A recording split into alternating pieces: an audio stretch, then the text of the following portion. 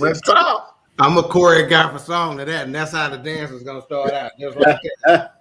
that sound and music. Oh, they gonna start out like that, then they gonna break out just gigging on it. If that song don't get you hyped, there's something wrong with you. Yeah, they gonna be. A matter of fact, if you're out there, we looking for some Fourcast dancers.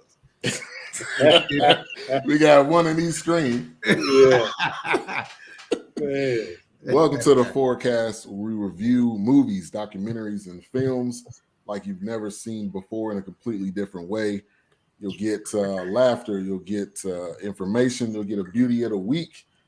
So be on the lookout for that tonight, I should say. We're going to be coming at you with a throwback. We try to do some throwbacks once a month, and we'll be doing Crookland, which is a Spike Lee joint. And as you can see in the description, 2 of us have seen it. 2 of us have not seen it. Right. So it's going to give you a interesting perspective. Before we get too much further into this, let's do a little bit of station announcing here. BS3 Radio is now BS3 Network. As you can see the logo in the top right corner. Nice. We're going to be making some big major moves. Coming to a Roku. So, Sirius XM, you got there? That's right. We're going to be coming to Roku TV real soon. We got a little bit of a sneak peek earlier today. So, yes, sir. Very, very super excited about that. Very exciting times. All right, H-Rap, how you doing tonight?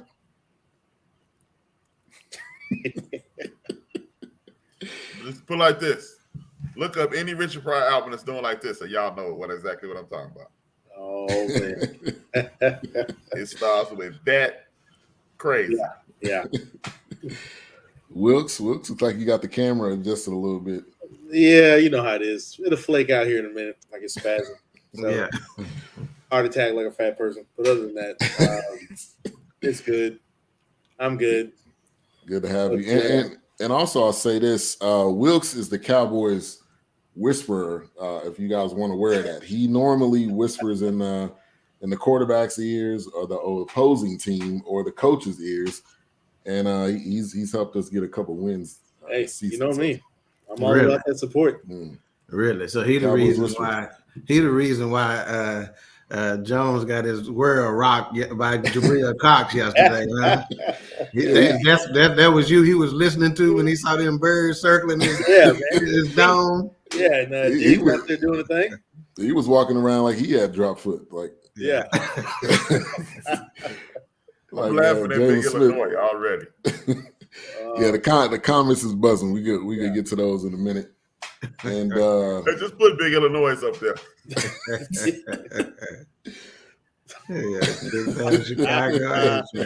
Come on. In parentheses, my t-shirt. Man, I still got the right here. T-shirt. You never get me.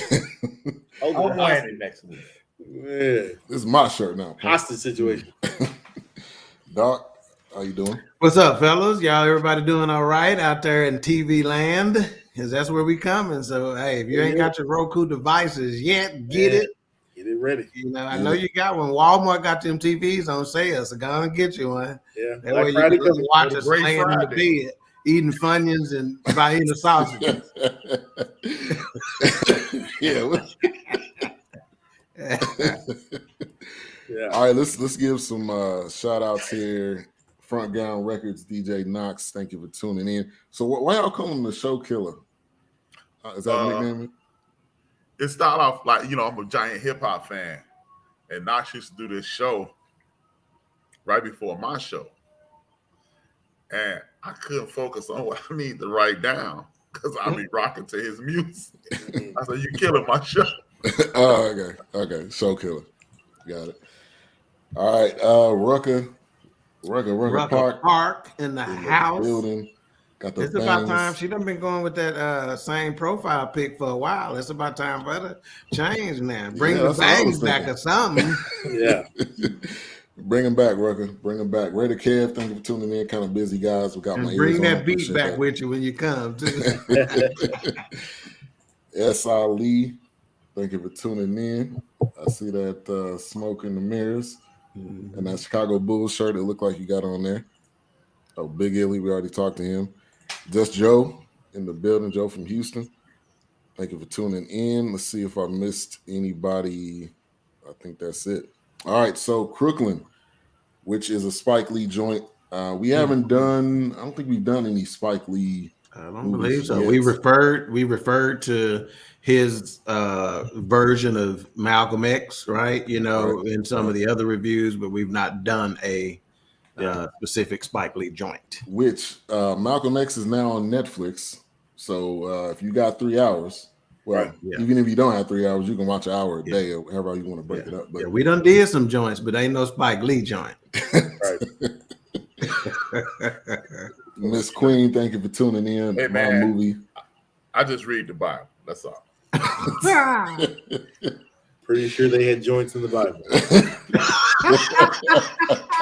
Yes, sir. They just didn't call it a joint. Yeah. But it was from the earth. Why do you think they always wanted to do fish fries? Fish fries and joints go together, baby. Yeah. Out of the fish grease. That fish grease hold that blum paper together. Or sheepskin. Sorry. I don't know. Wow. I don't know. This is what you're gonna get. And this is from the same guy who sends a birthday message with Psalms 46 on it today. Right, exactly. Now, if that's not balance, I don't know what is. I thought you was about to say at the end of that, I'm getting ready to close. This is my first close. Yeah. All right, so Crooklyn, obviously a spin on Brooklyn. A variety of actors in this, a lot that we've seen in, future films, past films from this moment, 1994. But the movie was actually set in it was set in 1973, I believe. But this was one of my favorite movies. My family, my sisters, if they were tuning in or watching we watched this movie all the time on VHS. It's probably still in VHS somewhere at my parents' house. I don't know where. They love holding on to stuff. I love them, but they love holding on to stuff. Wilkes, clap. So the screen will go back right or something. Oh, see, I told you. I tell you. Oh, Lord. So the first thing I'll say is the music. I don't know, man. It's drunk. My camera was doing the same thing. I don't know. Maybe it's Because he's black. There you go. That it is. Fixed it. Put that. That actually fixed it. Hey, beer. That proves beer is good for everything. Beer goggles. Let me tell you. One of the things the biggest things that stood out to me was the music in this movie. Yeah. And this is a lot of Spike Lee movies. It's going to give you a very musical and soulful. It's not going to be like the Bee Gees or something. It's going to be real soulful, and they kind of bring it in with the stylistics. And so I love that beginning of it, and they just really kind of went out showing the neighborhood. But Spike Lee's famous for that. So so I'm gonna go to, first off, who are the two that did not and has not seen the movie before this week? I had not. Yeah. So what did we discuss? What year this came out? 1994. 94. That's why, man. I mean, shoot, dude. I was 24 years old. 23, 24, out there doing some stuff. I wasn't watching no TV or no movies, man. What he said. Yeah. And checking the pager. Hold on. Yeah, checking his Got his beeper. I was busy getting 304 on my pager. Wow. Turn it upside down. Smart people didn't catch that. Yeah. Let them ride. But so give me you guys' take first on the opening of the movie. A-Trap. I mean, well, I liked the movie.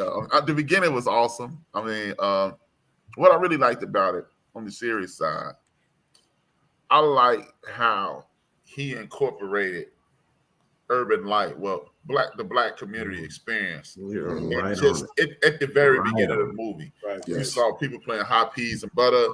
You saw people, you know, you got some new shoes, you got to race your partners. Yeah. You got the girls out there jumping rope. You got the elders sitting on the stoop. It just, he encapsulated the Black experience 1970. Yeah. Even though in 73, 74, I was only 4. I don't remember any of it. But as I got older, I saw everything that I saw in my neighborhood. Yeah, I do remember it because my grandfather died around that time. And that was my guy. Yeah. But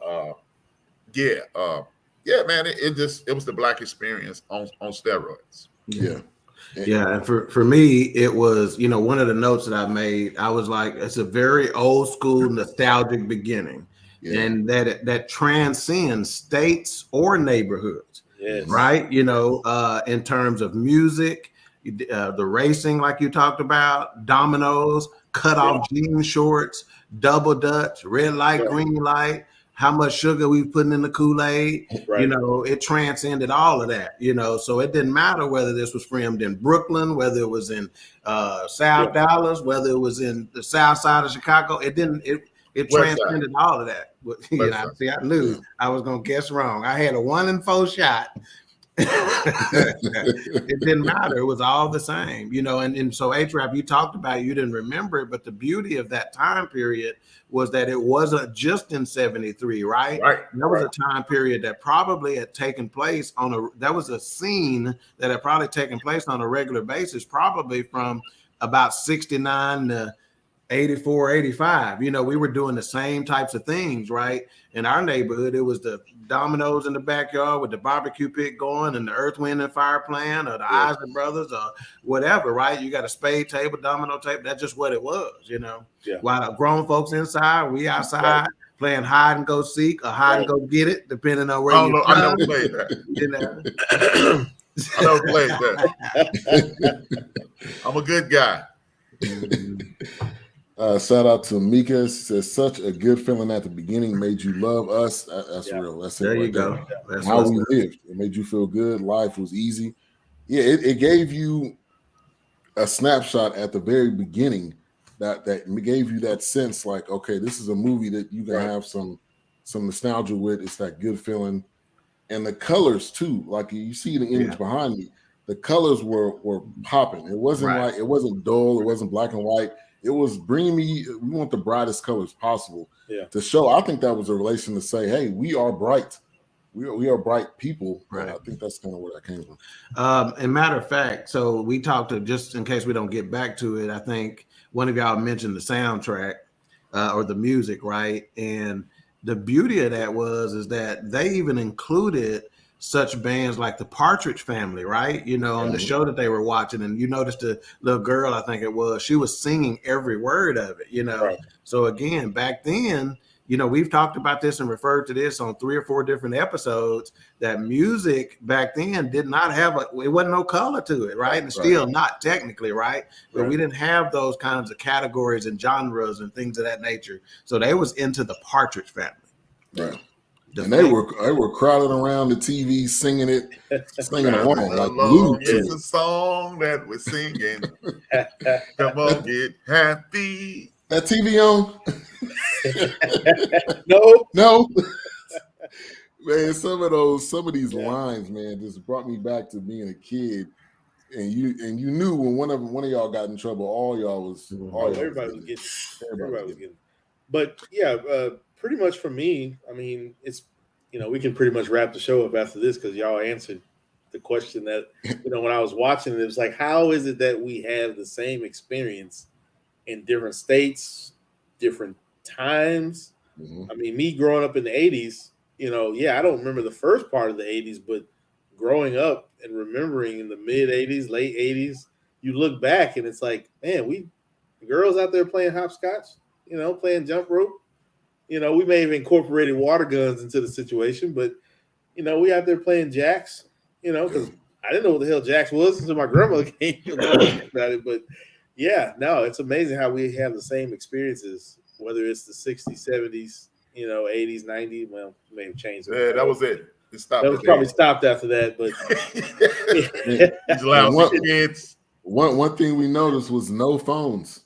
Obviously, there wasn't no phones. You outside. You was outside. You went outside. You locked the door. Come back when the street lights. Don't come back in the the house. Right, exactly. So there's just something that I want to say about the opening of this movie and what it reminded me of as we got into it.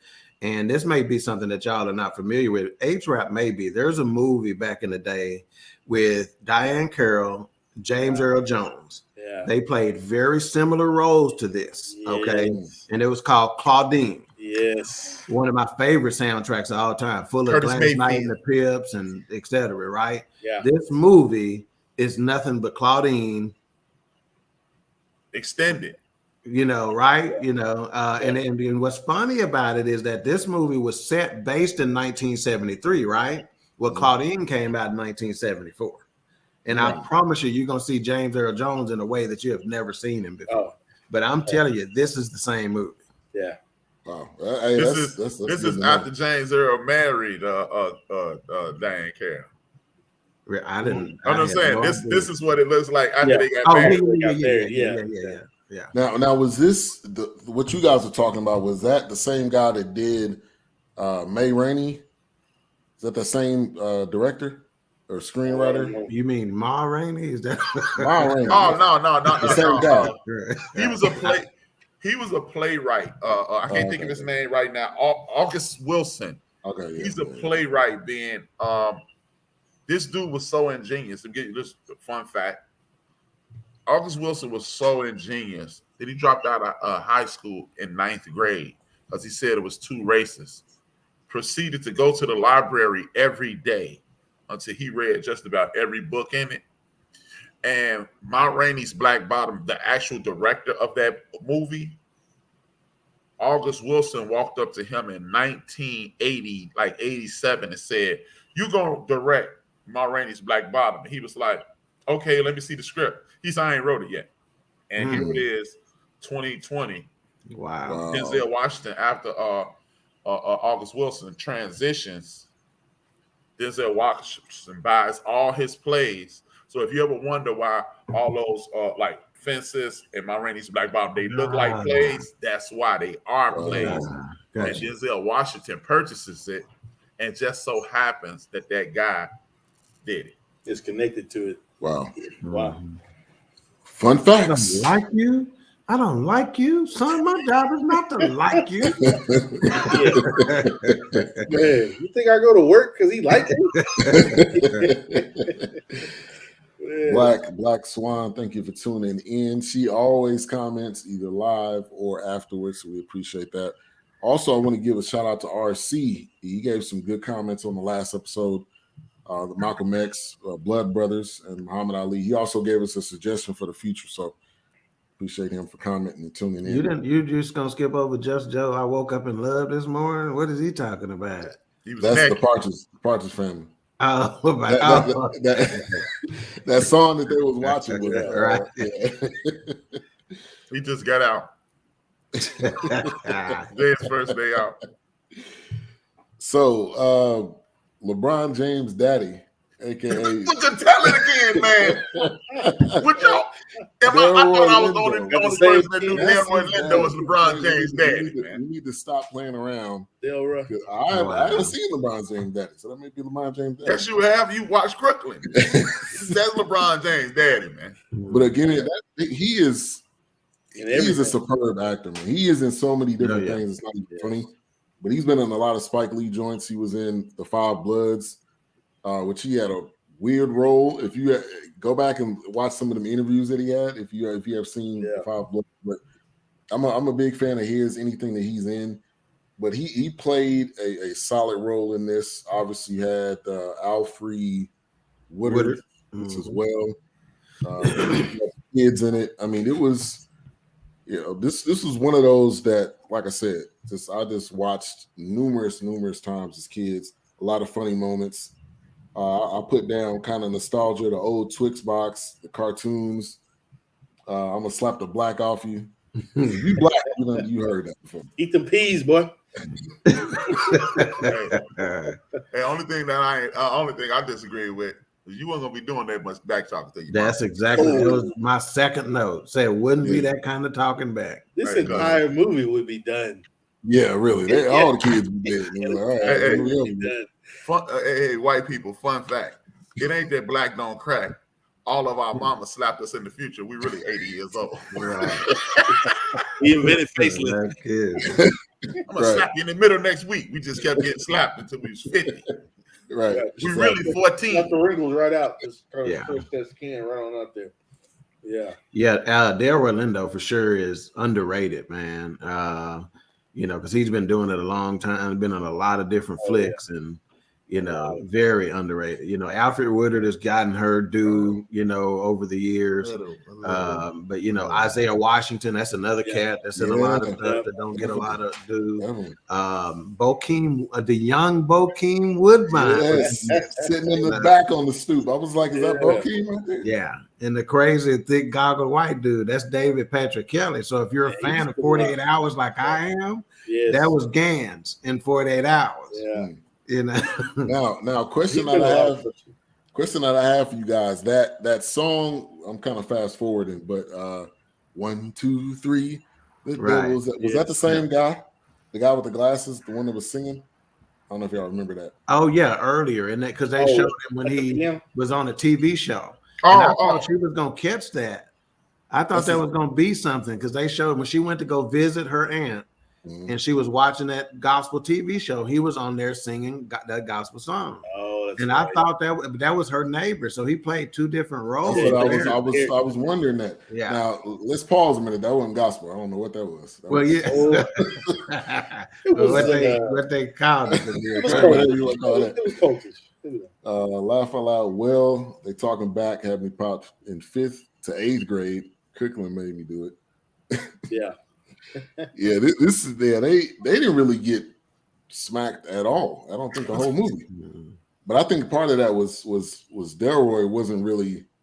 He was like, well, just let them do what they're gonna do. So there was already the parents was already clashing. Right. So yeah, that's him. Which really says and illustrates exactly the role that he was trying to play. Right. He's this free thinking artist. Right. Happen to be a musician. Right. So. He's like that, let people find their own way, let them grow into who they want to be without restriction, which is what got his butt in trouble most of the time. Right. Just Joe, we did get to that. I still say that. I still talk about that to this day. Yeah, that was funny. She was crying. Martin episode did something like that. That was funny. That's a classic line. And then the beads and braids and things. Why you got these beads and braids and things in your head? Ooh, baby, you wearing these? I got to throw these away. Yeah, really. Yeah, so many classic lines that I go back to. Yes. But it was plenty of funny moments, but one of them kind of in the beginning is when they were praying at the table. And he was like, what did he say? Thank you for this food. And she was like, hold on. Oh no, let's get a real prayer in. Right. But this is one of those I consider one of these classics. Yeah. Now one thing. And H-Rap gave a little nugget to our white audience of the Caucasian persuasion. Let me give them one more. Black mamas will wake your ass up in the middle of the night if they told you to do something before they got home, and it wasn't done. They didn't care if it was 2:00 in the morning, 3:00 in the morning. You getting your ass up. So y'all mamas might let y'all sleep. Black mamas ain't letting you sleep. Been many a times I've stumbled to the trash can in the cold. Hey, my sister Phyllis is watching. She gonna kill me for this. My mother was so bad with that. Like, if you you could wash everything in the crib. But one part. If you had one spoon with some grease on it, my mom would make you wash every dish in the house. Man. I love it. I love it. Yes. Even stuff that ain't been used since Thanksgiving. It's gonna be clean when Thanksgiving came here. Them dishes in the china cabinet. We take it around too. Go get them break front. Right. We was telling Ari that, my daughter, the other day, because we're getting her in a routine like this is you now. You washing dishes. Right. And if it ain't washed, Erica's like, we could pull all these out of here. And she was like, I love it. Yeah, that's real discipline that make you smarten up real quick. Because there was plenty of times I was washing dishes in the middle of the night. Yeah.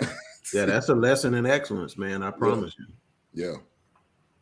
So one of the questions I had as I'm going back and watching this now, the young guy that couldn't sing and was on the stoop, he was like 10 years older than him. I was trying to figure out why y'all hanging with them kids? Is he a chaperone or like who is this dude?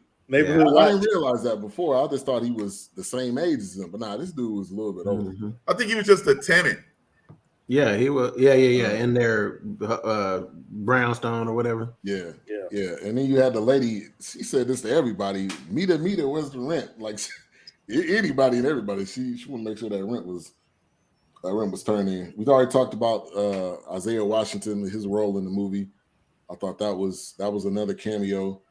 I mean, there was plenty of them in the movie. Don't skip about H-Rap's favorite cameo in the movie that he said before the show in the green room backstage. RuPaul in the convenience in the bodega. I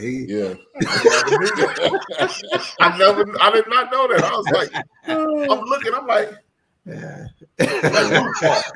And I'm forgetting that this movie is 25 years old, right? Man. And I'm like, and you see how tall that Joker was, you know? Yeah.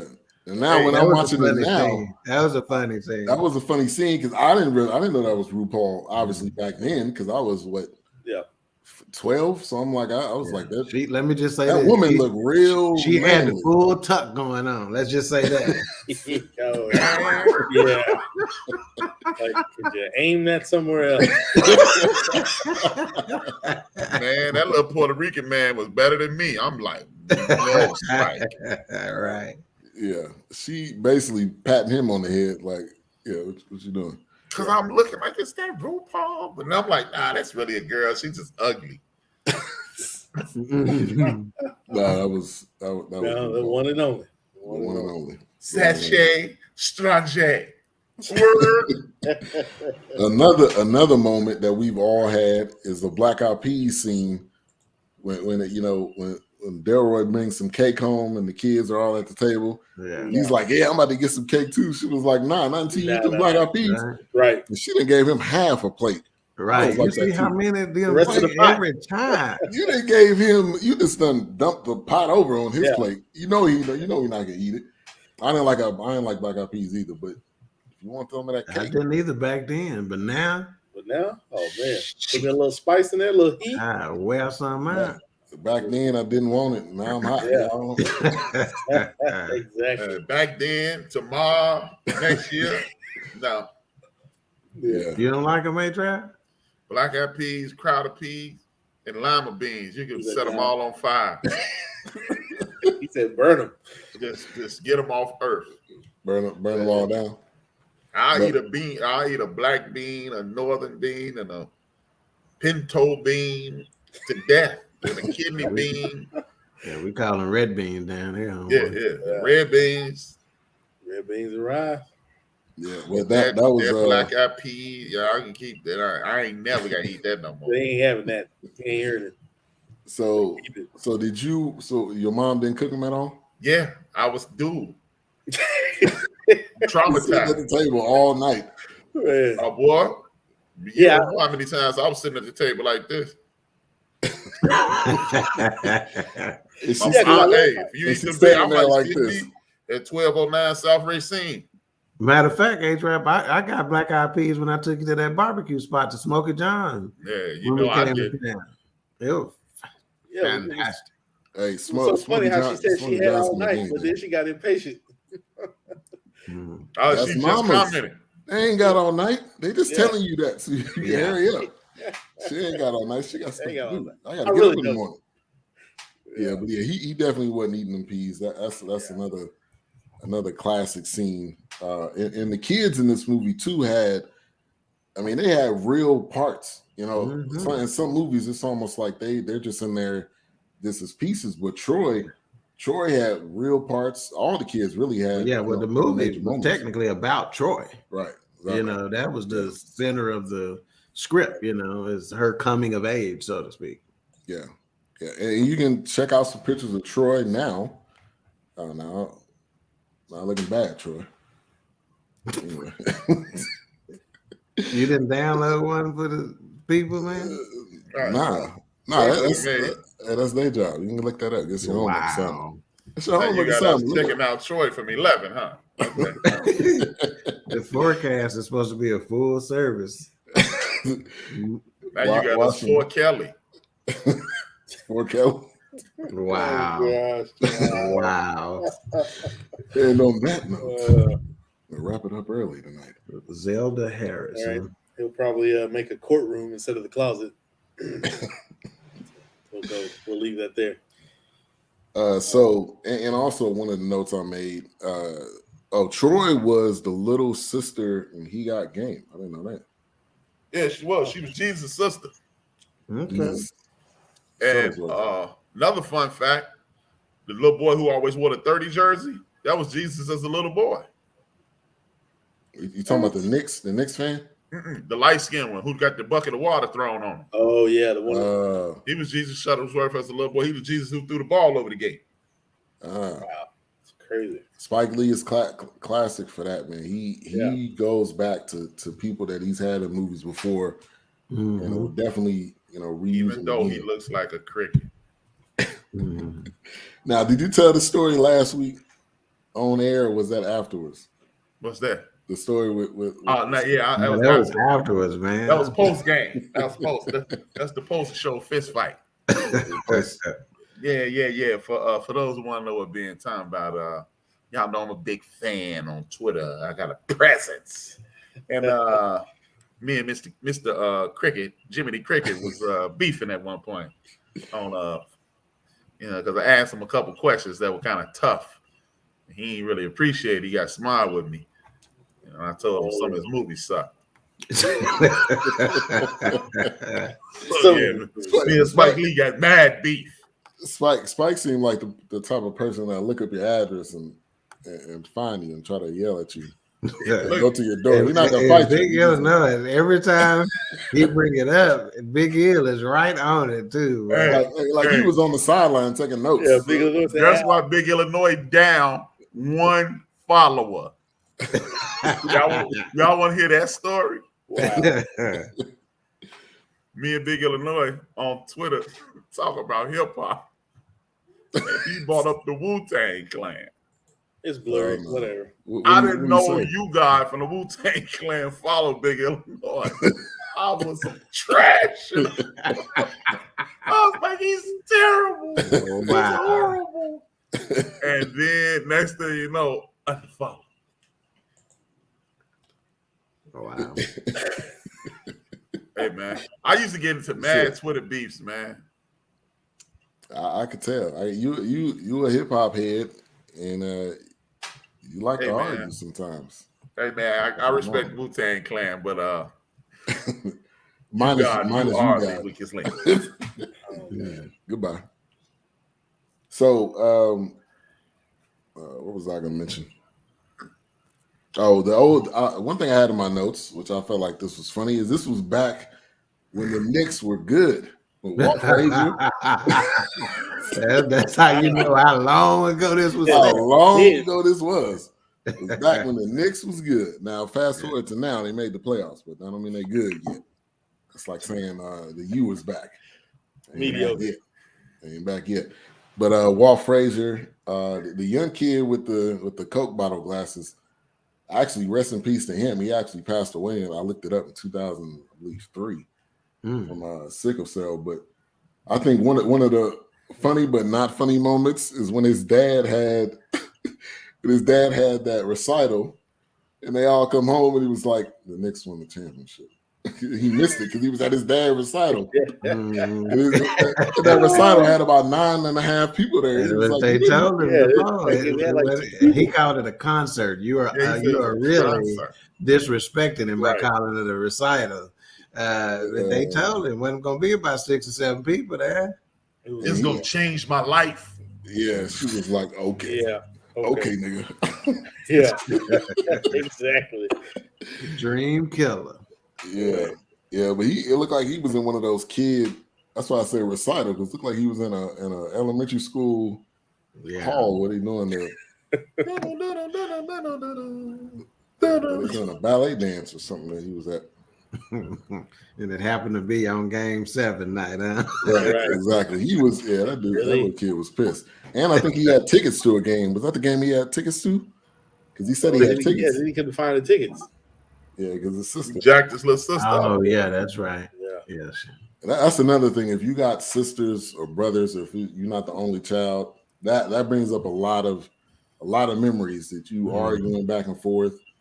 I know you probably got a million of stories, Doc, with you and the queens. Anything, oh yeah, especially the oldest queen. Especially the oldest queen, because we were only 2 years apart. So yeah. 2 minutes. Yeah, I was the youngest. Yeah. In other news,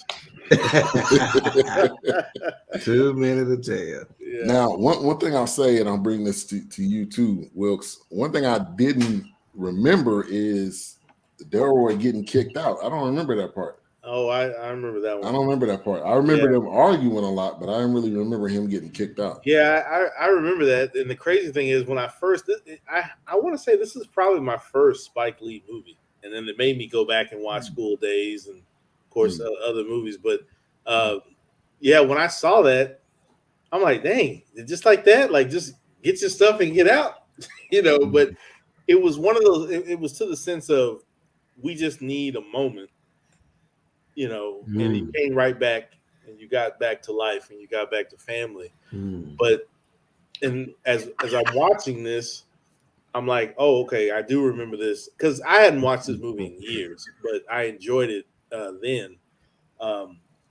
But yeah, when I saw it, I was like, man, you got to go, Negro. So talk to me, Wilkes. Elaborate on that point a little bit. You said sometimes we just need a moment. Expand on it.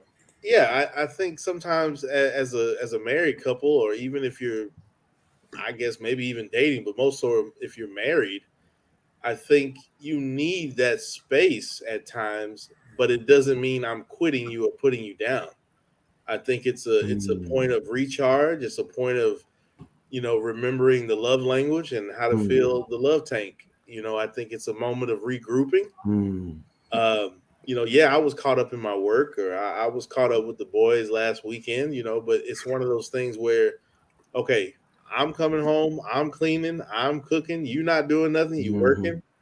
And I think it's just a moment to regroup. I think it's it brings you back to that love space where, like you said, expound on that. So it's one of those things where it makes you remember this is my partner's or my helpmate or my lover's love language. Let me gravitate back toward that. Let me put that to the forefront. So I think it was a significant moment. It doesn't mean like, oh, well, we just gonna keep this feud up. Right. We can't agree. Yeah. Then, well, we just gonna get a divorce. No, you're gonna work at it and come back to it. Yeah. See the beauty, and I'll let you A-Trap tag team. I'll just amen to him. Yeah, but here the deal is to all of America right now, ladies and gentlemen, this is what we trying to tell y'all. We don't review movies the same way Siskel and Ebert did. They're gonna give you a 5-minute little, it was good, I didn't like the way it was slow, and they all through with it. We're not gonna do, we breaking it down, and we gonna talk about what it evokes in you. We're gonna talk about what it says about relationships. We're gonna talk about what it says about spirituality, what it says about race in America. We're gonna talk about it all, right? Hell, if we can figure out, if we can get a racial point, a strong racial point out of damn King Kong, hell, you want to tune in to what we're talking about. Because I promise you, we looking at movies a hell of a lot different. And then when we start chopping it up, something else come out. Yep. That's what the forecast is all about. Absolutely. Well, since you say that, one of the things that hammers home what Mayhem was saying is she didn't say get out. She said call your brother and tell him to come get your stuff. So leave. I know where your black ass is. Right. You better be there. Right. Exactly. So it ain't a breakup. Right. See, the more, and that goes back to what we were talking about last week with the southern portion of this. Down south, you're not breaking up with your old lady real fast. Mm. No. You can fight. You finna go over to Tyrone crib, sit your ass down for a couple days. Right. Yeah. Now, was this before or after Tyrone? That's what I was wondering. That's what inspired. That's Tyrone. It's inspired by Tyrone. Okay. Yeah. But yeah, man, and like as you know, being a super hip hop head and paying attention to hip hop since I was a little older than these guys are now, 8 years older than these guys are in this movie. Every hip hop star from KRS-One, Chuck D to Snoop Dogg talks about when they had to go down south. Mm-hmm. So that's why I was saying last week, that family thing down south, I felt it in Texas. Every place I've been below the Mason-Dixon line. That's why the kids and the adults up here are 30% retarded. Wow.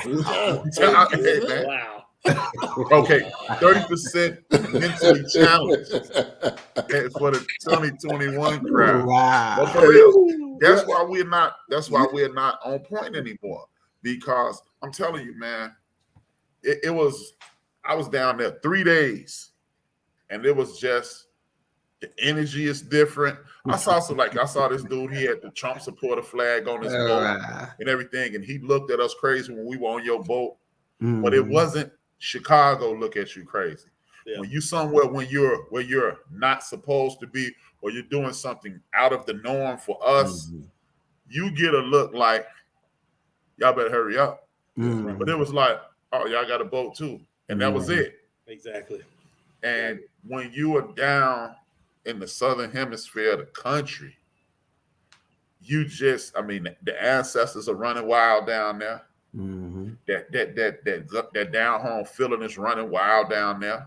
Yeah. That hospitality. I'm gonna talk about this on my Thursday show about what's missing. And it's like, I've been in this grocery store. I was in the grocery store 3 times last week. It's called Mariano's. It's a fruit grocery store, a lot of specialty items.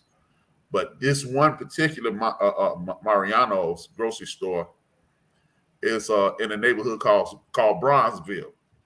Mm-hmm. And it's nothing but us in this grocery store. And people was looking at me. People would look at me in my face like this.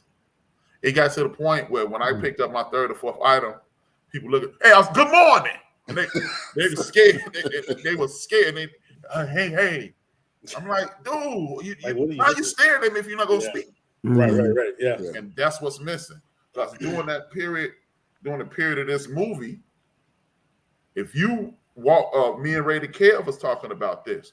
It happened with his grandmother, happened with my mother. Me and my mother walking down Cedric Street, the street me and Big Illinois grew up on, and Ray the Kev and his grandmother was walking down the street probably the same year. A senior walked past me and I ain't speak. Why you ain't speak? Yeah. I ain't even know her. How you gonna get to know her? Right. And Ray the Kev gave me the exact same story Saturday. Mm. Yeah. So when I speak as a senior at age 51, Right. I speak. No, you better believe it. And that's why I was saying, like in the beginning of the movie, is I'm looking at the kids play, I'm listening to the music, but more so when the kids playing, I'm like, how do we have the same experience? Mm-hmm. Yes.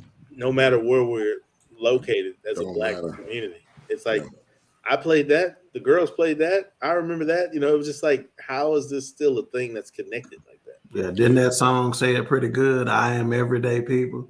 Yeah. Isn't that kind of what he was, Yeah. kind of getting you the feeling of, Yep. Yeah. And one thing I was going to say too is that, even when him going down the stairs and she ended up getting hurt, when it was time for them to kind of come back together, it wasn't like we had a beef, or we had an argument, so you can't come back. Yeah. But yeah, I immediately thought about Tyrone, the song, because that was like the same scenario. So now I was trying to think, when did that song come out compared to when the movie came out? Hey, I should have got kicked out for this. Let me tell y'all this. It was about 94. It's early in my relationship. Me and my ex. It was my son. He was maybe a year old. And I get the flu real bad. I was jacked up. I'm talking about. So I'm like, I'm in the bed dying, and she doing all the stuff that my mother probably would have done. Mm-hmm. Yeah. So I'm put on my shoes, put on my boots and everything, and I get dressed. You know, when you got the flu, you can barely breathe. You like, yeah. She said, "Where you going?" I was like, "You don't know what you're doing. You only been a mom and everything for about a year." I'm going to my mom. Wow, man. Wow. Wow, dude. Wow. I said, "I'm going to my mama." Wow. I got to my mama's house. My mother was like, "I would have put your black ass." Yeah. Definitely. Look, that trip cost me $900 because my mother had just bought a cream couch. Yeah. I went over there and sweat that flew out and left a big H-wrap stain on it. Yeah. And she waited till I was fine. She was like, "Brian, give me $900. I'm like, "Okay." I said, "What's that for?" She's like, "You can take the couch now." I was like, "What?" That's yours like, now. "What?" She's like, "The $900 for my damn couch you sweat out. Look at it." And I flipped over the thing, and it was like somebody had dipped me in brown glue and put me on the couch. So when he said, "How you get back in the house?" I don't know how I got back in the house, but I remember telling her, "You don't know what you're doing. You just this you do." Wow. So what she say when you come back? I don't remember this story. I probably kissed a lot of butt, but I said, "You don't know what you're doing. You don't been a mom and everything." You got off cheap with $900. Oh yeah, no, that $900 was to my mama. Yeah, I know what I'm saying. That's what it cost you. That you got out cheap with that. I probably had to pay something else when I got home. It might have been a tennis bracelet or something. I paid, but now one of the scenes in Delroy, I guess the part that kind of pissed me off about him is that he never offered at all to get a job. He was like, "Nah, I'm just good. This music, I'm gonna make it with this music." Because they had that argument. I think that was down like in the basement. And she like, "Look, bro, I'm doing all of this, and you down here writing music. Like, I need to focus and everything." Right. She was like, "We got bills today. You writing bad checks." And so he never not once said, "Well, maybe I'll just go to wherever and get a job while I'm doing the music part." And so I don't know if y'all felt the same way about that. Wilkes. You know, it was one of those things where you would, which I've seen this growing up, you know, it's one of those things where you would think, okay, tomorrow you got a job, today you got a job. Now what you doing 2 days later? And I've seen this growing up, but it's like he didn't offer to, you know, well, I'll pick up, you know, this and we'll go do this and I'll see tomorrow if somebody got an opening. No, I'm all about this music. This is what's going to get us out of here. He's not really even just get us out of here. I think it was just going to be a big, like he was saying, it was going to be a big ticket for us, a big moment for us. But yeah, if she was a teacher coming home cooking and cleaning and having to deal with her kids and go to deal with somebody else's kids, but he was just like, "Y'all need to respect my music." It was like, dude, your wife is, well, at that time, we didn't know it until later, ill, but it was one of those things where he was just not trying to hear that. He's like, "I need you to keep doing what you doing. Right. And let me keep doing what I'm doing. And don't worry about what I got going." Right. You got writing the music. And then when he wrote the check on his I thought he was gonna get slapped after he did that. He was being petty at that point. Yeah. He was real petty. Yeah, he was too. But that's, you know, I put on there the life of a musician. Really, I should have put the life of an artist, because you got to make that decision sometimes, man, you know, between survival and, you know, your calling, you know, your gift, so to speak, you know. And I understand that's a difficult decision sometimes, you know. And he was about, like, he said, "I got to do it my way," you know, which was a little pride too, right? You know. Oh, yeah. So you take that little artist mentality and pride. Ooh, that's a difficult mix, man. Yeah, that is. Right, Golden, that's the dishwasher. The dishwasher? The one that missed that one spoon and had I see. Gotcha. I see. She probably got two dishwashers in her house. Actual dishwashers. Right. Like, I'm not. Me and my sisters wrote a Chicagoland, y'all would die laughing. I'm gonna tell y'all. It remind me. I guarantee you, when I say this one word, Golden is finna put a bunch of LOLs. Seizure. At the end of the show, after the show over, I'm gonna tell y'all about the seizure. Oh no! And shout out hilarious to Addie. And yeah, music wasn't paying them bills. That's real. And then fast forward when he was doing all of this, and then he had the recital with like 9 people there, but she didn't front him out though. She really could have, but she didn't. She didn't front him out. You know, they were trying to cheer him up, but then that's when his son came in. Like, yeah, the Knicks won the championship. But wasn't this movie? I think the title of it was Acrimony, that came out a few years ago. Was that the name of it? Where the guy, you know, he for years and years and years he was this close to this breakthrough invention or whatever. Yeah. And she rode with him and rode with him and rode with him till she couldn't ride no more. And then shortly after he hits it, you know, now him and his new wife, you know, is like rich beyond measure. So my point is how long do you ride? Yeah. Right. You know, how long do you ride? Well, obviously until you die, according to this. Yeah, with Taraji P. Henson. That's exactly right. So death do his part. Yeah. And she rode to the very end, literally. Yeah, on that boat.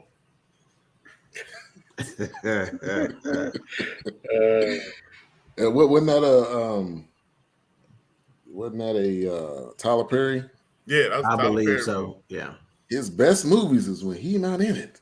Wow. Is he in that one? He probably is. He got a cameo on everything. I bet so. He probably wasn't in that one. Yeah. Anyway. He's probably the guy at Starbucks. I didn't really like Acrimony. Thank God we ain't gotta watch that. I mean, it wasn't the greatest movie, but you know, I think the concept is worthy of discussion because it takes place in our community, right? You know, brothers, I'm gonna start my own car washing business, my own mobile detailing service, and my own mobile mechanic service, and my own carpet cleaning company, and my own, you know, or whatever. In fact, I think when we were backstage before the show, I said dream killer. You know, and at one point, you know, that used to be a big thing for me, you know, where I would mess with people, say, you're a dream killer or a dream builder, you know, because at the end of the day, she's got to make that decision, you know. In fact, that leads me to a story when I was still managing this insurance claims department, right, unit. One of the females that I used to be a coworker for, her husband came to her with an idea. And, you know, and this was where those fitted comforters, this may be more for our female audience, right? But they made fitted comforters. Now that's a huge thing, right? That was his idea, is to make a fitted comforter. When he told her, this is what my idea, you know what she did? Went and got a sewing machine. She taught herself how to sew. She mocked up one and says, is this what you're talking about? He says, almost, but I think mine need to be thicker here or more tight there, whatever. She redid it. They took the mock-up, got it done. Long story short, they got an advance from Walmart that was close to 6 figures to start producing. Wow. So she was a dream builder. She could have been like every other wife, not every other wife, but a lot of wives or girlfriends or whatever. And I done heard you say this for how many months and years or whatever, and just continue to shoot him down, or she could support that vision, right? And she did it, and they. What'd you say, man? Huh?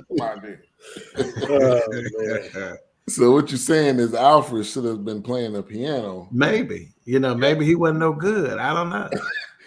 You know, and I guess that's the decision the wives got to make, right? Is he any good at it? But you know what? He had to be worth something, because remember, at one point, he said, "That's right. I'm the reason y'all used to go to Macy's." That's right. Yeah, and he probably bought the building too, right? Which is something else I really appreciated with this property purchasing. Yes. Because they had the Puerto Rican man who couldn't sing as a tenant, and they had the Vietnam vet, Isaiah Washington, who were tenants as well, and they owned the building. Yeah, Now that brings me to the point when the power went out, and he was like, "Did you pay the bill?" He was like, "Yeah. Y'all go ahead and go back inside." I'm sure he was out there like, "Look, man, I just got back in good, man. You turn this," and then they went on vacation and left Vic and all the tenants. They wasn't on no vacation, man. They were taking them kids for some reason. I don't know if it was just to get them away from the summer. Well, they was gone and they had candles in the house. I can't believe. Right, I'm just left thinking it. I can't believe Vic didn't put him in the chokehold. Yeah. Vic was, but so you talked about when he came in and said the Knicks won the championship. Did y'all see the funny look on Delroy Lindo's face when he said that? Yes. I was wondering and then after that is when the lights got shut off. I thought he might have placed a bet on the Knicks. Yeah. And that's how he lost his money. Probably. That was the night for the light bill. That's a good angle. I didn't because think he had that look like, he looked, he didn't look in a way that he didn't look like, oh man, it's my fault you missed that game. He didn't look like that. Yeah. He looked like you just gave me some horrible news. Yeah. Right. Yeah. And then next thing you know, the lights are off. He looked like he got kicked in the gut again. Yeah. He was already. H-Rap, get Spike Lee on and let's ask him what he meant by that. He didn't answer me no more. Actually, after that, I've never seen Spike Lee post on Twitter since. Wow. So if he blocked you though, you may not be able to see it. Right. Everybody else see him. You just can't. Stephen A. blocked me though. Well, he didn't. But yeah, so that's what I thought, man. I thought he because that's what my note. I said he bet on the Knicks game and lost. Yeah, because he had that look like, oh, eggs in my face, Yeah, I thought he was just disappointed because he was already disappointed in the recital, and then his son coming there was already pissed because he missed the game, and then they won and he didn't get to see it. That's what I thought. But that's a good point though. Yeah. Maybe he was trying to come up. Spike Lee was taking shots in this movie too, though. If you remember when they were watching the Knicks, Walt Frazier came up and gave the ball to Phil Jackson, and every kid in the room was like, "He ain't nothing. He don't know nothing. Wow. He a bum."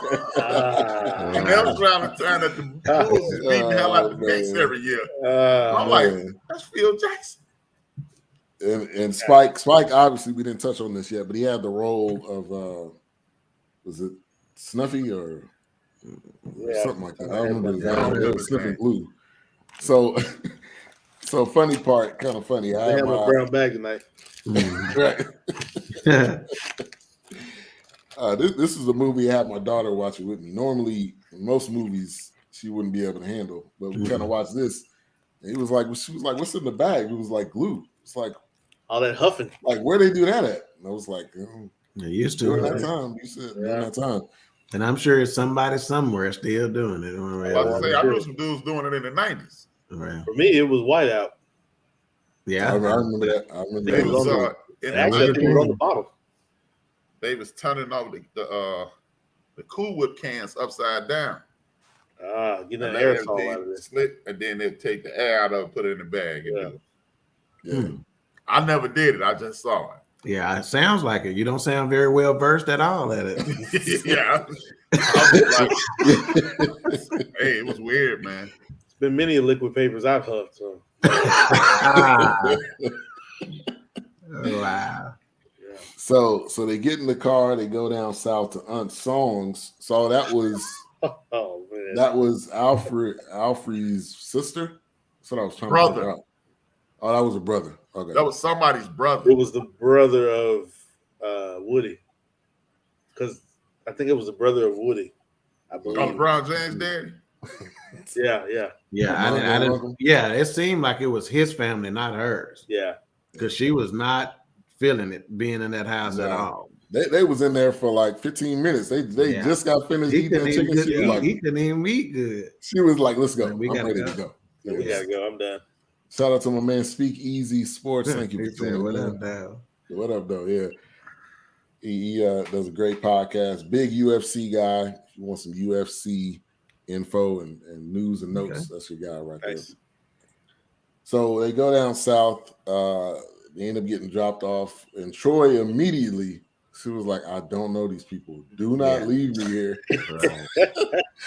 And it was like, mom was like, "Let go. You never gotta go. Okay, I'm gonna give you this one last hug, and Right. you're not coming with me." Oh. Yeah. Yeah. I think down south was okay. Daryl, his family. Remember his brother picked Troy up. That's true. Yeah, That's true. Yeah. That's true. Yeah. So she gets down there, kind of a rude awakening. But we've all had these trips down south. I grew up in California, and we spent a month down south with in Hickory, North Carolina, with my grandmother for a month. I mean, that was probably one of the best trips. Me and my cousins still talk about that to this day, just the memories that we had. Yeah. But it was important for you to have that. That used to happen a lot more than it does nowadays. Oh, yeah. That whole go stay with your grandmama, Right. Your auntie, your cousins, or whatever in the summertime. Yeah, that used to happen a lot. Yeah. Now go stay with your grandma in the next room. Oh my God.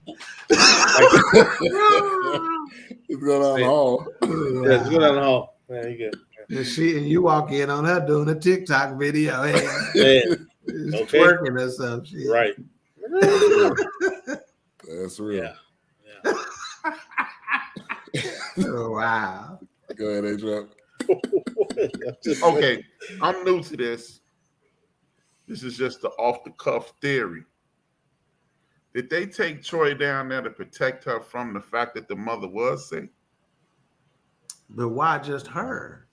Yeah. Because And not the you can read. I think it's the mother-daughter thing. The other ones went somewhere too, though. Remember they were saying. I thought not all of them. No, they I think it was only a couple of them that went a couple of places. I got the impression that not all the kids were going somewhere. That's what I felt. Yeah, when I watching it was just like two of them. Time, yeah, I felt like that the second time watching it. I thought they did that to protect Troy from the mother doing chemo and stuff like that. It probably well could have been.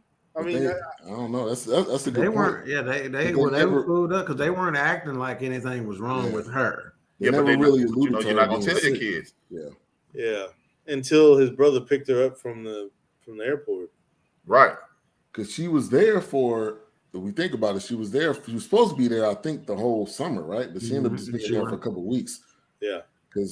And then the reason I say that because then the brother, I can't think of his name, who's married to Spike Lee's sister in real life. Vondi Curtis Hall is that actor's name, I believe. Yeah. The one that picked her up at the airport. He paid for her ticket home. That's right. They pretty much sent for Troy, and I'm thinking they sent for Troy because they knew Alfred Woodard was about to transition.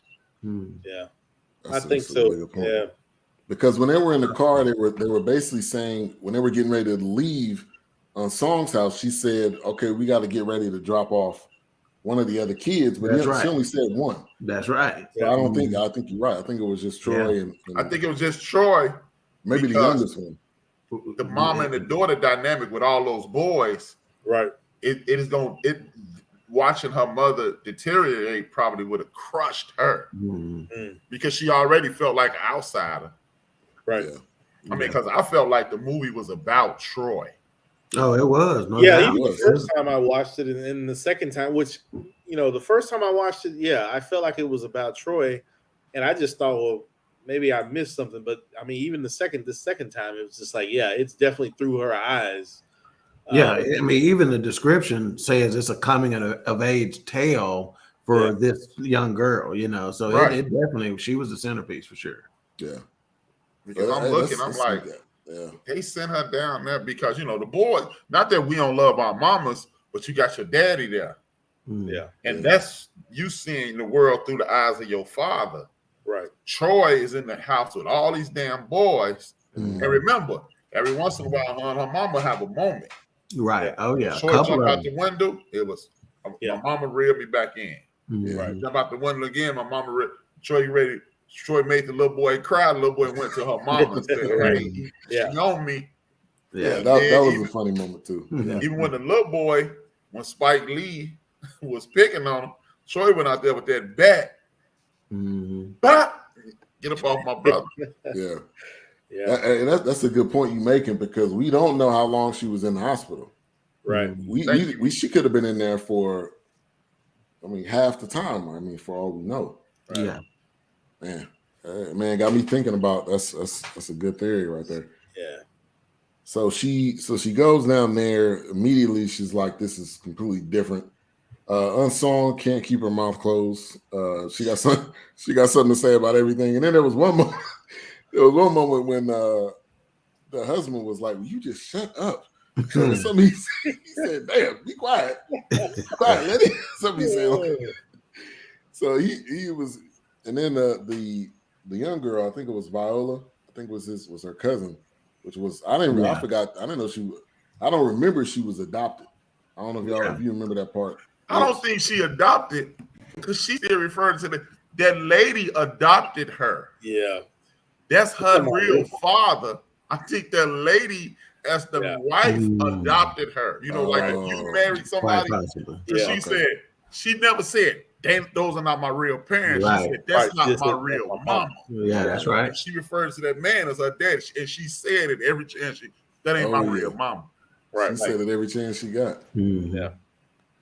Now, did she who put Queenie in the couch? Because obviously Queenie didn't just mistakenly get in the couch. Sure it did. They never really. The daughter did. Yeah, because she was looking real. She was like, "I'm glad that she couldn't stand on a stepmom." Yeah. I thought it might have been. It didn't look to me that it was automatic, that it was on purpose. So they pulled it out, the sofa bed out or whatever. So I thought maybe they just put it in after one morning, not realizing the dog was in the bed asleep, and just that's how I got it. Yeah, that was a murder, dog. That was a murder, dog. Yeah, that was a doggy dateline. She started screaming. Oh boy, the doggy snapped, man. Yes. But another funny part was that she was pulling the couch out, and I think the girls was trying to help her, and she was like, "Louie, Dewey, whatever y'all names is, move out the way." She probably pulled that couch, and that dog popped out of there like Queenie. Yeah, that's a classic. Right there. Oh man. Yeah, that song, the whole church. Yeah, she was not used to that at all because now let's go to this point. They prayed at the table, but they wasn't watching 1, 2, 3. The devil was after me. When it was at home, when she was back at home.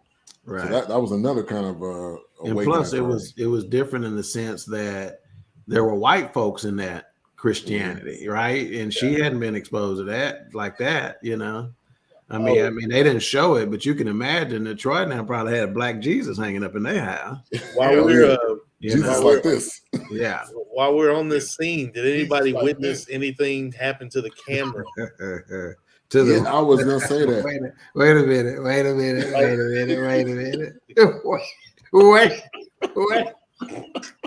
Wow, really? How was Jesus posed in a trap? Really?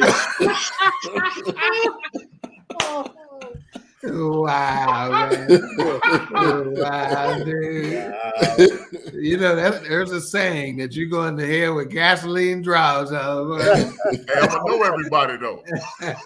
Oh God. I'm gonna know everybody down there. Wow. You do.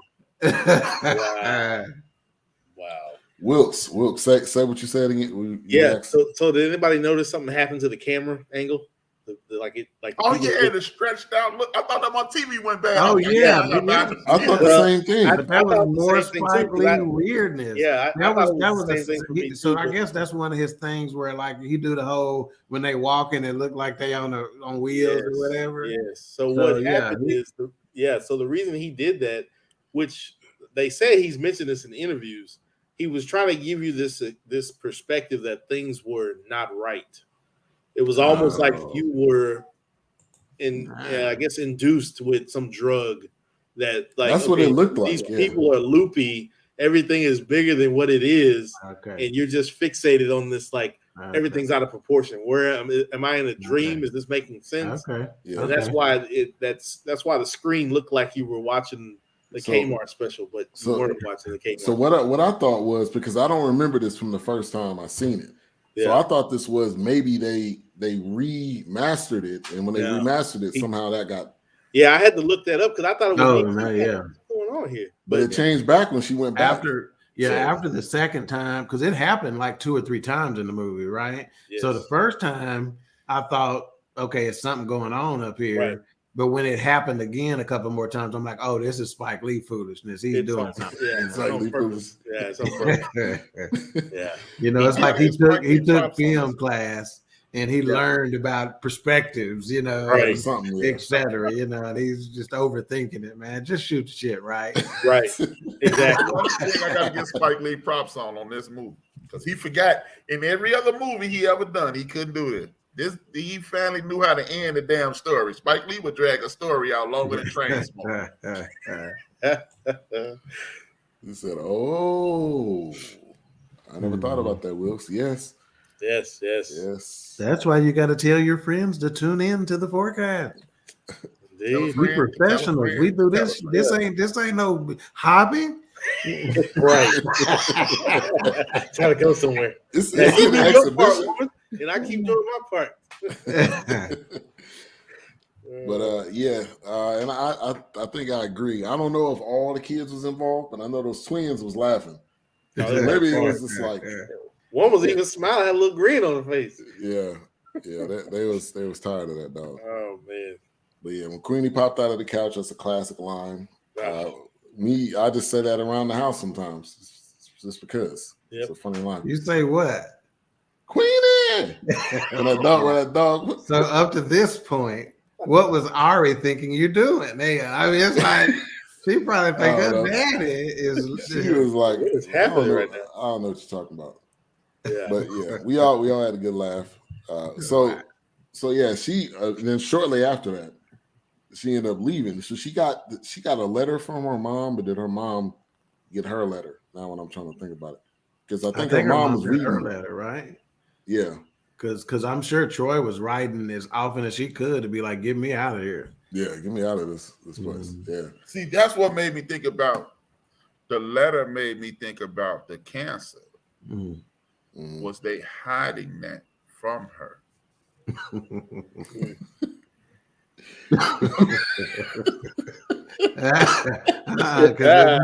Because if my mama here, she gonna think you ain't got no damn dog in here, do you? Oh no, I could not do that. Oh god, yeah, that's low key was her birthday. Yeah, it was. Oh and yeah, she was ready to go. Right. So that Just Joe make me remember that. Remember, her mom did send something down there, and it was in shape of like a letter. It was a small little situation because it had those earrings in it or whatever, right? And because she had gave the little girl some too, but she couldn't wear them because her ears wasn't pierced. Yeah, which is a classic old school Christian move back then. Like it meant something if you got your ears pierced. Yeah, the ear, big. Yeah, I guess you're gonna start stripping or something. Huh? You had to be like 12 or 13 before you got them clipped. Yeah. Now the Viola, the cousin. Now I don't know if she was already like this, but when Troy got there, she started getting. That's right. She started getting dark. She seemed to be well behaved when they got there. I think it was Troy influence for sure. So I would say if they would have had a sequel, it might have been a Dateline more than a Crookland. My parents, but a mama probably would have been buried outside by Queenie. They would have made a part 2, but it would have been. It'd have been the first part of the Pink. We would have figured out how that story got wrote. Yeah. I ain't fooling with you, dog. I'm not fooling with you. Yeah, I'm telling you. Yeah. You know how it is with them overly religious is what I'll say. I won't say overly Christian because is that a thing, right? But them overly religious parents will do sometime and think about it. I mean, preachers' kids, right, had a reputation for a reason. We wasn't making it up, you know. So, you know, you got these restrictions on you to where, you know, when you bust loose all the way left. Right? Exactly. Yeah, she was ready to go too. The car leaving and she running with the car trying to. She's like, oh, and I think she said, if Troy leaving, I'm leaving. She did. Get me out of here. Yeah, she was ready to go. Her cousin,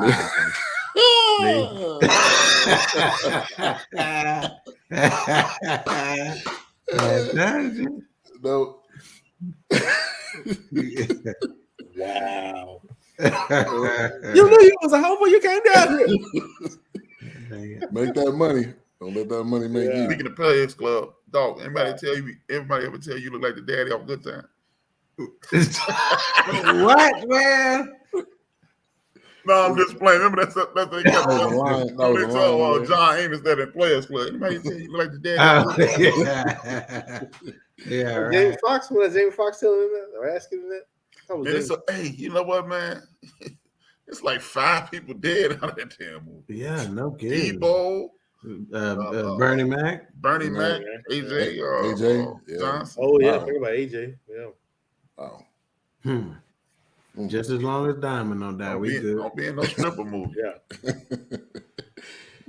All right, so she ends up leaving, heading back home.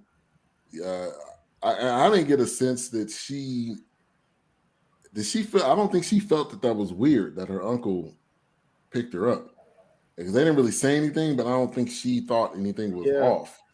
And I guess they kind of told her as they were driving there, because she didn't initially. She bought it when she said, because they said your mom was still at work or something like that. So that first thing they told her, she bought, but they said something else after that before they got where they were going, that she did look a little bit like, okay, that piece is strange, you know.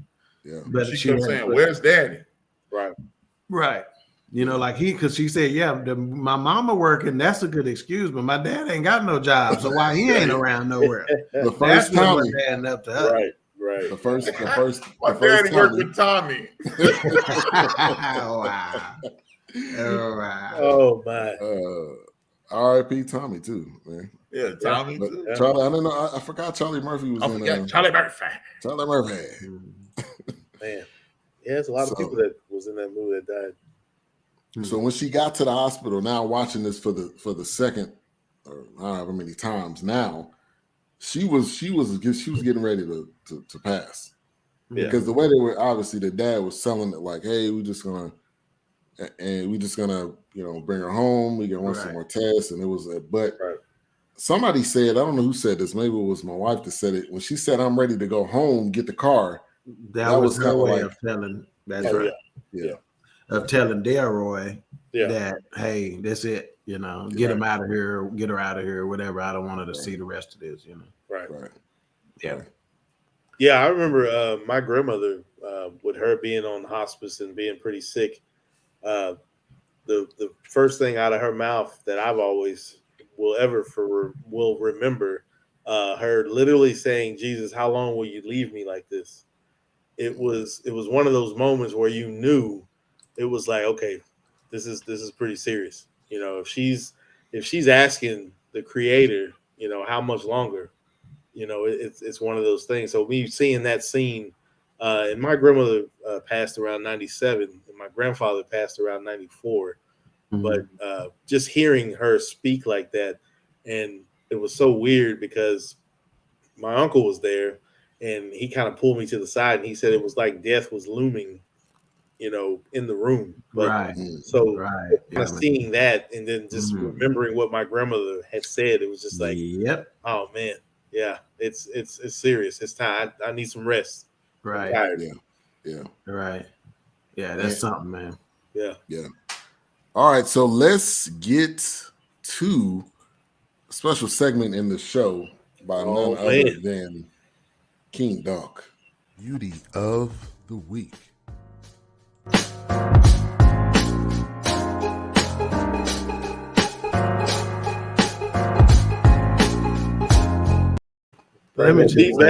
Let me just say this. All those viewers out there. I had nothing to do with this. These graphics, these intro. It was not my idea. I sent it to you to review. Another 10 seconds, you gotta come back to me like this. Oh wow! That's beauties of the one week more from time. the Jet. Let's play it one more time. That's beauties of the week from the Run Jet. it back. So Let's do it one more time. Beauty of the week.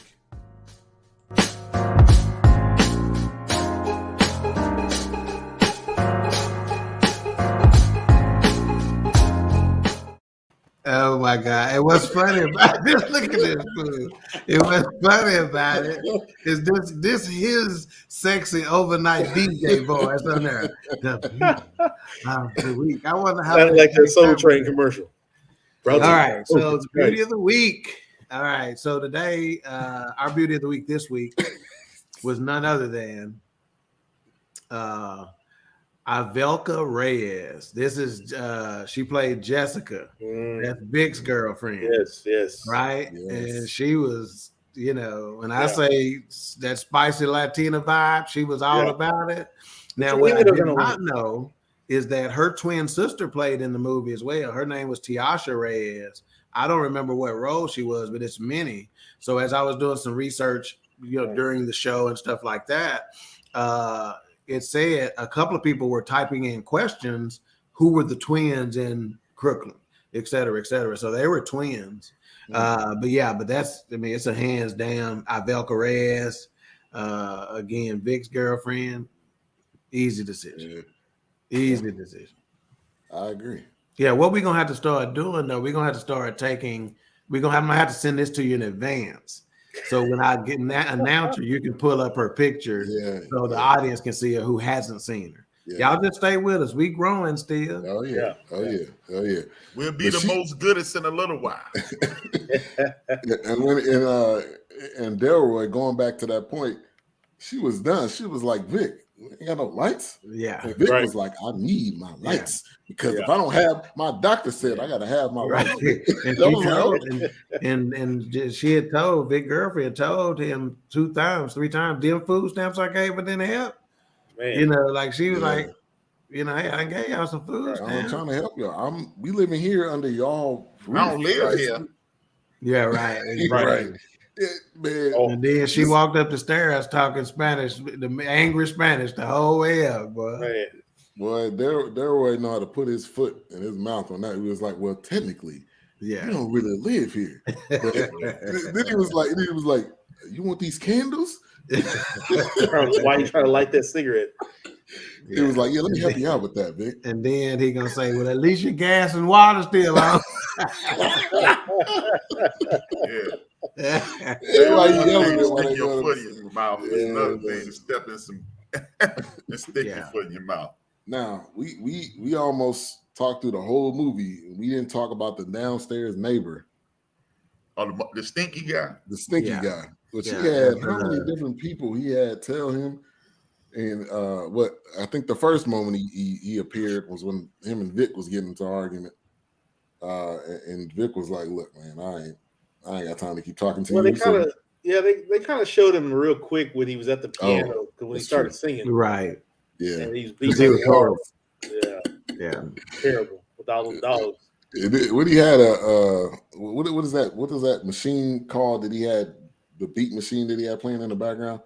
Was that a synthesizer or something that he had playing? Very well could be, I guess. Yeah, I don't know exactly. You loud and your house stink. That's a horrible comment. Yeah, he had all them dogs in there. Then they throwing trash back and forth, and it was, that's why the downstairs neighbor not on this picture behind me. And that was the one phony part, because if your mama walked out and saw you arguing with a grown person, she'd punch you in the back of your head. Yeah. Regardless, And ain't no way your mama defending and you. she may send you in the house and check the neighbor, but she's not gonna check the neighbor right there with you, thinking I'm defending your foolishness, whatever. Right. And they kind of had her like that though. They kind of had her, where they could say like, "Hey, that wasn't me," or "I didn't do that," or "Is the TV on?" No, and then they just turned it down a little bit. Right. Yes. Yeah, that's what happened. Yes. Toe up to the floor. My mama would come in the room and touch the back of the TV and beat the hell out of all. Yeah. That TV. Going back to that point, when you think you on your way home and your mama like, I'm gonna get you when we get home, When you get home, you get in the shower, you think everything all good. You step out that man, shower, that belt. Mama don't forget. Don't forget Nathan. Yeah. Don't go out there and pick the smallest switch either. That ain't gonna go well. Go get a tree. Yeah. and braid it together. They didn't get whooped at all in this movie. Yeah, and don't start crying before the whipping starts. Oh, please don't start doing all that crying now. Your ass wasn't crying when you did. Right. I'm gonna give you something to cry about. Right. Your ass wasn't crying when you was doing it. Story is hilarious. Yeah. And then when you're done, and then I'm gonna whoop you some more. Yeah, well, here goes a lollipop that make you feel better. Nah, my butt hurting. You know, like go on and call him, because when I get out, I'm gonna beat you some more. Right. Yeah. Yes. Yeah. Come so through, Rolanda Wilkes, come through.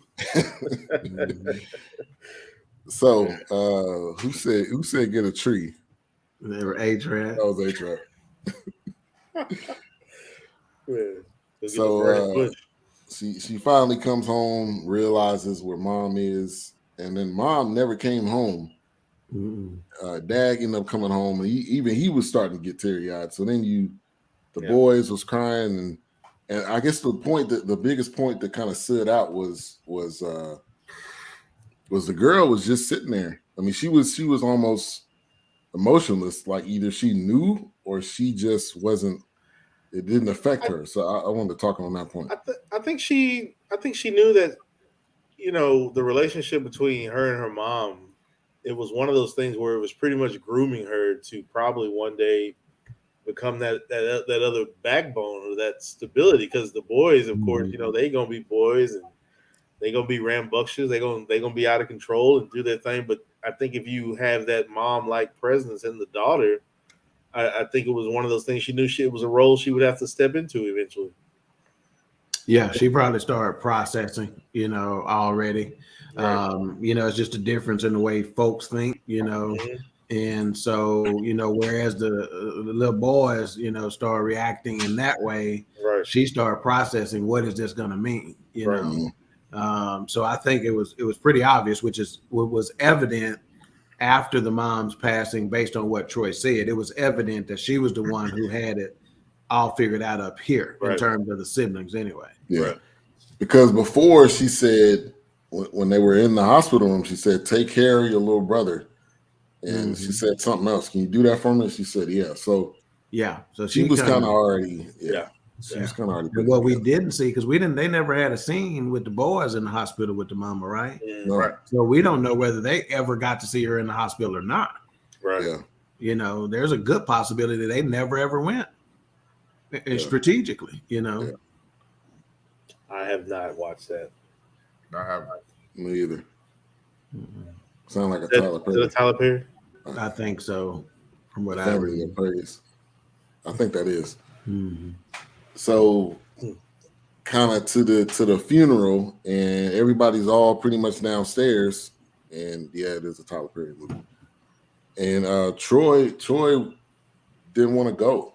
I mean, I get that, obviously, because of just everything that we've talked about throughout this movie. And then she had that outfit was ugly. Her auntie tried to. I was like, what is that? Velvet, crushed velvet with corduroy or something? And she looked so uncomfortable in it. Like she was like, I'm not supposed to be in this. My mama wouldn't want me in this either. So that was a kind of a tough scene there. Such a perfect movie. I think she knew and stepped into her new role. Another example of a young lady stepping into a strong role.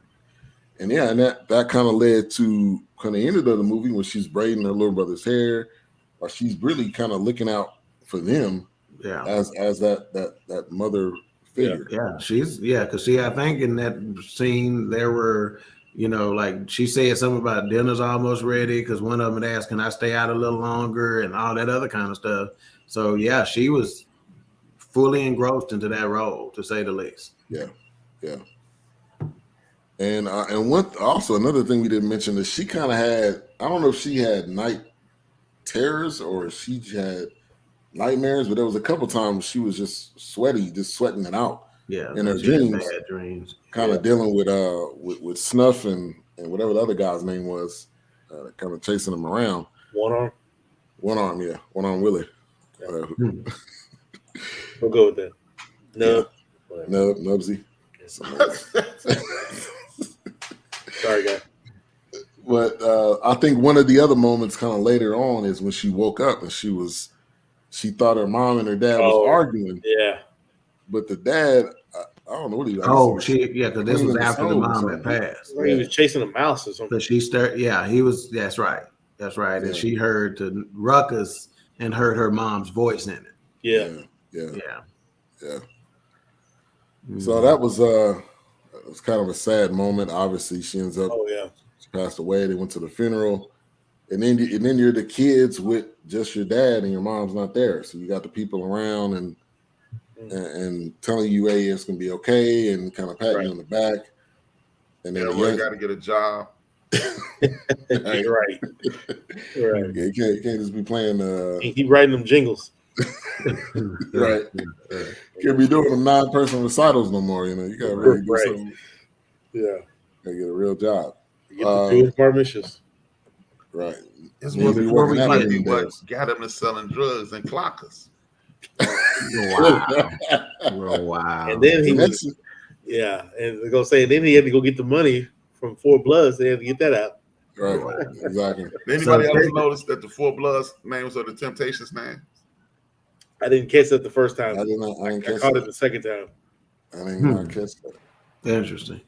One angle of this movie that stood out to me like a sore thumb was, did y'all pay attention to the Afro Sheen commercial? Yes. Okay, and that affected me a little bit, right? You know, because the tagline was "Beautiful people use Afro Sheen." Right. You know, and so it got me thinking about, you know, how products are sold and marketed to our community. Yes. Right. You know, and why and how, you know, and what message they're trying to send and what emotions are they trying to play on with us, you know. Right. But yeah, it stood out so big, man. It's almost like somebody turned the volume up when that came on, you know. But I just thought that was, you know, he put that in there, obviously. I think so. Strategically, it was the show. Definitely. But it's, you know, it just, you know, made me just kind of pay attention to certain things, like, you know, how just pay attention sometimes. If you want to know, shit, you ain't need nobody. You don't need to read the back of a bottle. Pay attention to how they market it to you. You can tell whether it's good for you, not just based on that. Right. If they're not selling it to you based on what's inside of it, based on the benefit to you in that way, in a natural way, you ain't got to read the back of the bottle. Hell, it ain't no good. Because trust me, I've seen Afro Sheen a lot in my family growing up. And I'm pretty sure those commercials got it there. My grandmother had the pink bottle. Bottle of the Afro Sheen. Yeah. But that's soft fro. They soft fro, baby. Yeah. What? Like Anaconda Margarita. I don't know that we got that here. I don't know what that is. No, that's from Black Dynamite. Okay. Oh gosh. Michael J. White. I'm about to quote 45. Now, did Anaconda make so good? That commercial. Golden gave 2 laugh out loud on that one. Mm-hmm. Now, Wilkes, did they have that commercial? Oh no, my brother, you got to buy your own. Did they have that in here or no? No, which I could have. That was later on. It was later, but I don't know. It was in the background. They never really showed it, but you could hear it in the background. Okay, but they didn't. I thought. Hey, for real, that product didn't come out about 84, 85. Yeah. Okay. And then, back then, hey dog, would you tell them? Back then, it was that white dude saying, "My dad used to tell you turn on that music, but Dad, it's smoky." Yes, that's that commercial. I remember that one. Yeah, like here we go. This is the second film or documentary in a couple of weeks. They had another Soul Train, Train appearance at the end. So that was that Soul Train line, man. I put my notes on there. I loved how it ended. Yes. Dope. I put dope AF soundtrack. And then I also put Black people really can dance. Because I'm talking about these jokers is And then getting they had getting it. The Crooklyn Dodgers was on the track at the end. Yeah, Tribe Called Quest. Yeah, I didn't realize that. No. Chubb Rock, Special Ed, Yeah, and Master Ace. Okay, I thought that was Tribe.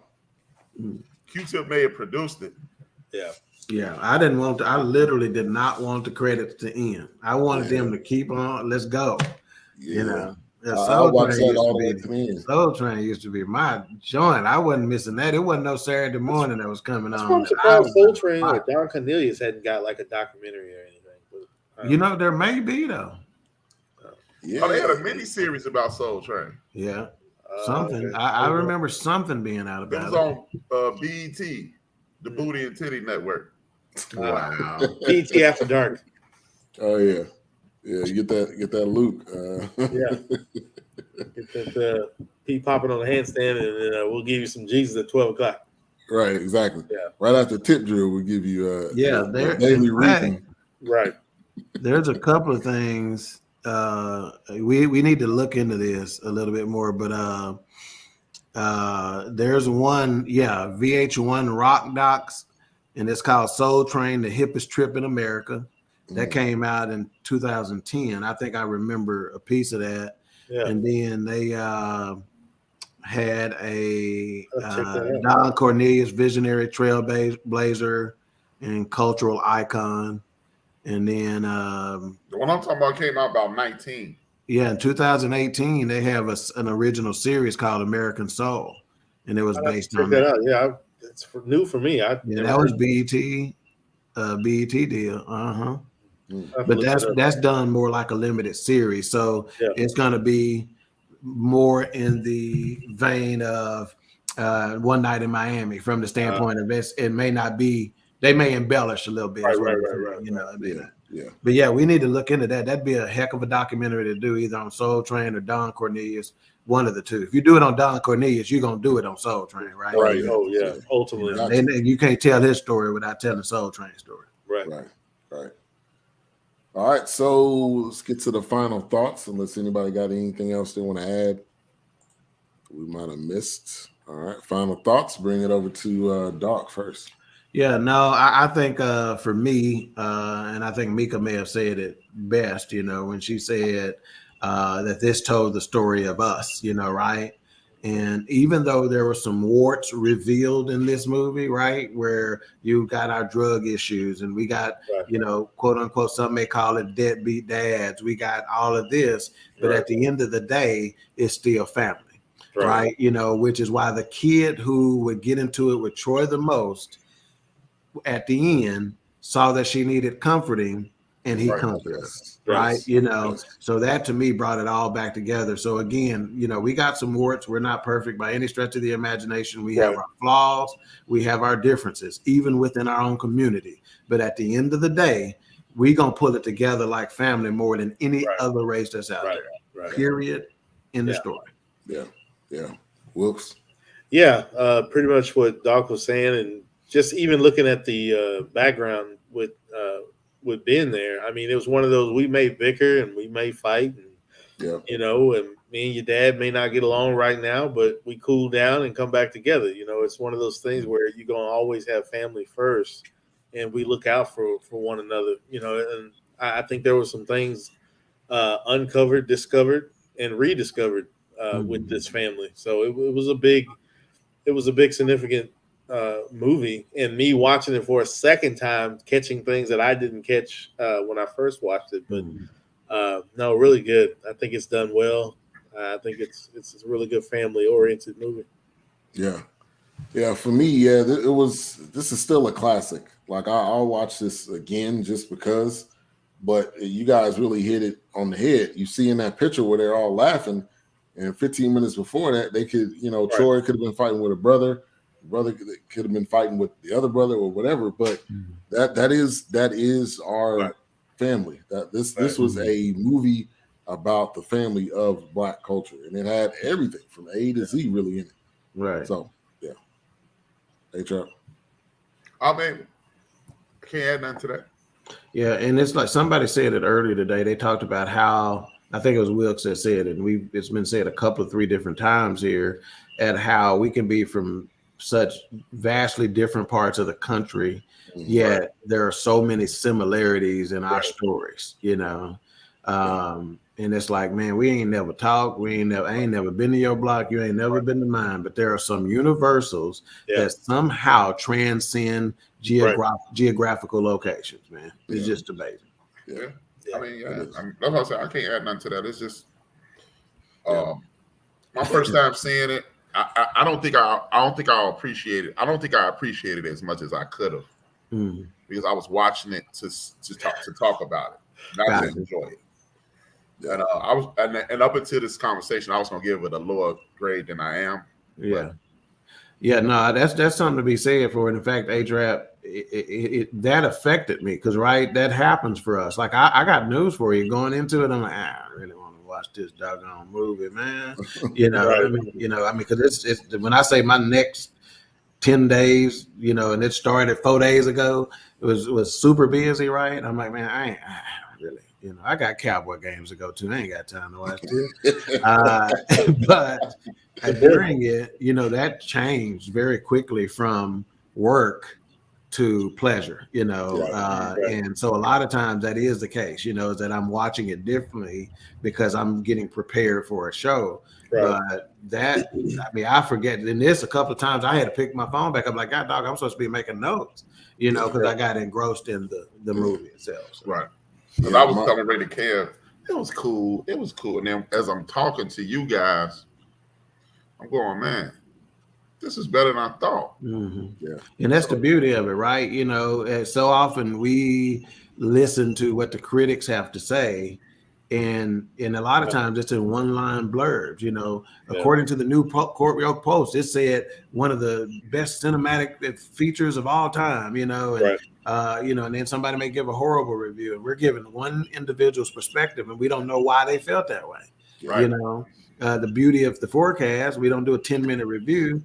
You know, we could be a show that reviewed 10 different items in one day, you know, or whatever in one show, but we're trying to give you the what's, whys, and what fors of why we think what we think, you know. So I think that's the beauty of it, right? You know, because you get somebody else's perspective, and we have an appreciation for each other. So therefore, we're going to have an appreciation for your perspective. Right. And this is just one of those movies, like I said, that you could just watch really over and over again. And I agree with Wilkes. Just watching it this time around, there was so many different things I didn't realize that really kind of blew me away.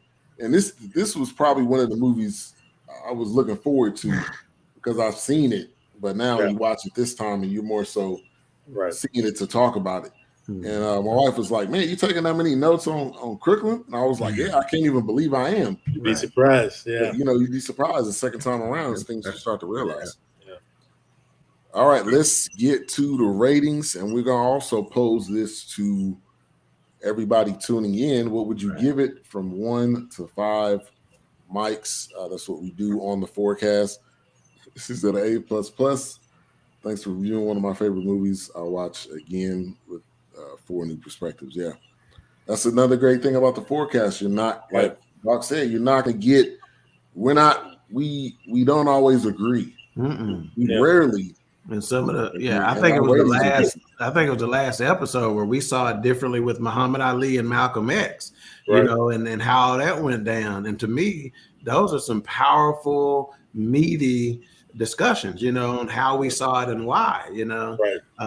And I think really what's ironic about the Fourcast, as far as I'm concerned, is that sometimes in those moments, you know, sometimes people don't know how to communicate with folks because it's not been demonstrated to them.